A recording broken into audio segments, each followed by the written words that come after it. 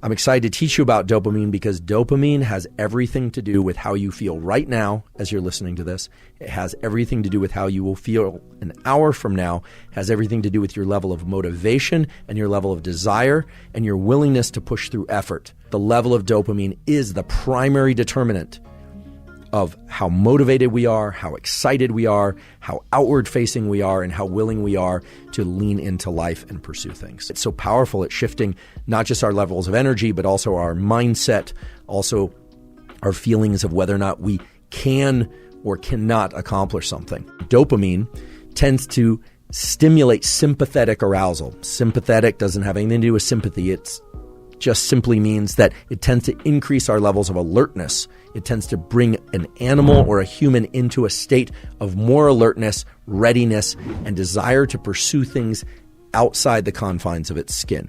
So if I were to just put a really simple message around dopamine, it would be there's a molecule in your brain and body that when released tends to make you look outside yourself, pursue things outside yourself, and to crave things outside yourself.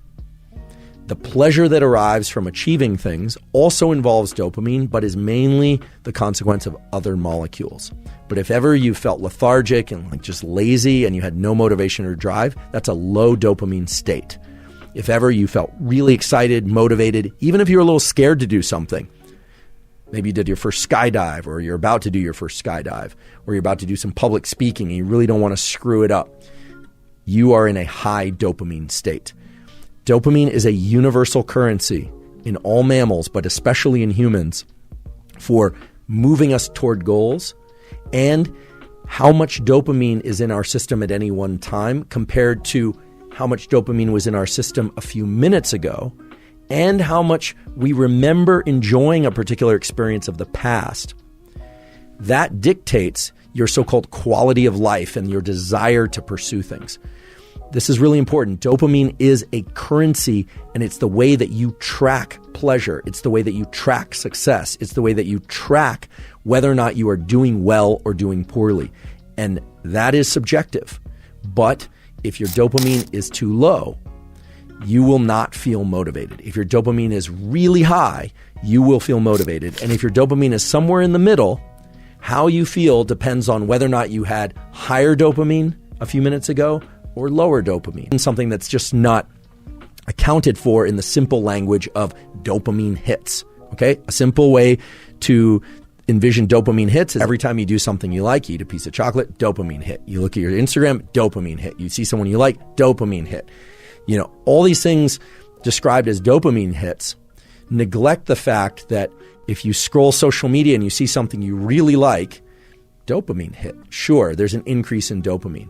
But then you get to something else and you go, not that interesting. However, had you arrived at that second thing first, you might think that it was really interesting. Again, how much dopamine you experience from something depends on your baseline level of dopamine when you arrive there and your previous dopamine peaks. Let's take a look at some typical things that people do out there or ingest out there that are known to increase dopamine.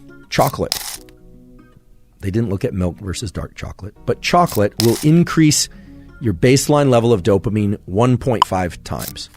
Okay, so it's a pretty substantial increase in dopamine. It's transient. It goes away after a few minutes or even a few seconds. Nicotine, in particular nicotine that is smoked, like cigarettes and so forth, increases dopamine 2.5 times above baseline. Anyone who's ever been a chain smoker or observed a chain smoker understands that the increase in dopamine from nicotine is very short-lived. Exercise.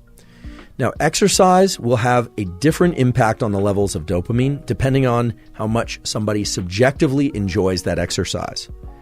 So if you're somebody who loves running, chances are it's going to increase your levels of dopamine 2 times above your baseline.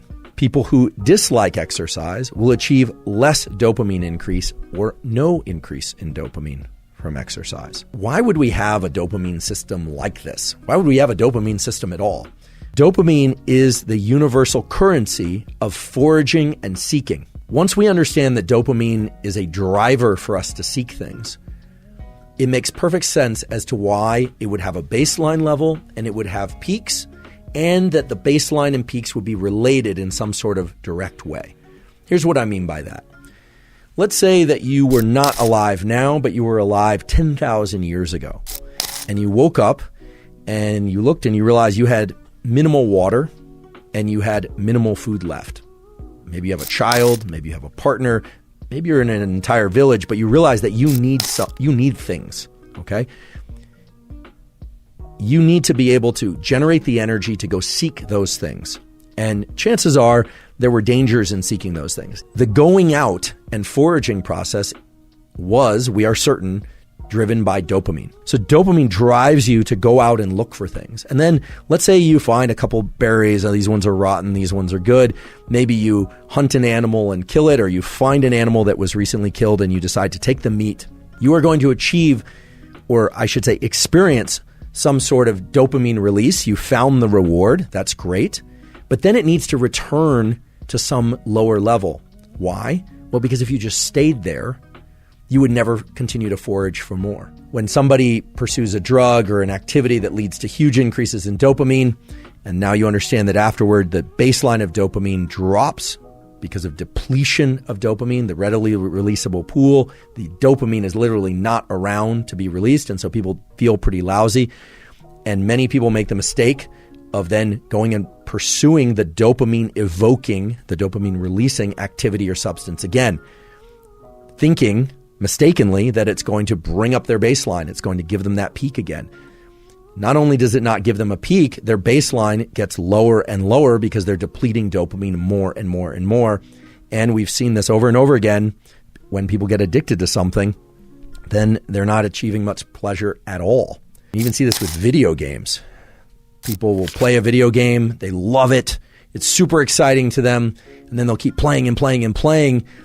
And either one of two things happens, typically both. First of all, I always say addiction is a progressive narrowing of the things that bring you pleasure. So oftentimes what will happen is the person only has excitement and can achieve dopamine release to the same extent doing that behavior and not other behaviors. And so they start losing interest in school, they start losing interest in relationships, they start losing interest in fitness and well-being, and depletes their life. And eventually what typically happens is they will stop getting dopamine release from that activity as well. And then they drop into a pretty serious depression. Now I'd like to talk about the positive aspects of rewards for our behavior and the negative aspects of rewards for our behavior. Most people work hard in order to achieve some end goal.